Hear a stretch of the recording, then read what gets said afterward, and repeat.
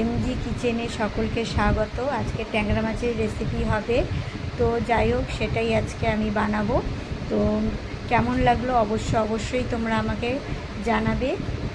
তাহলে দেখতে থাকো ট্যাংরা মাছের রেসিপি আমি কি করে বানাচ্ছি। আজকে ট্যাংরা মাছ ধুয়ে রেখেছি, হলুদ লবণ মাখিয়ে রেখেছি, টমেটো কেটেছি, পেঁয়াজ কাঁচা লঙ্কা কেটে রেখেছি, আলু বেগুন ডাঁটা কেটে রেখেছি, আর কালো জিরা কাঁচা লঙ্কা পেঁয়াজ ফোড়ন দিলাম। এর মধ্যে ডাঁটা আলু বেগুন ছেড়ে দিব এখন। এ দেখো, পাশেই দেরি হয়ে গেছে দেখে তাড়াতাড়ি করে পাশে আরেকটা কড়াই বসিয়ে ট্যাংরা মাছ ভেজে নিলাম লাল করে।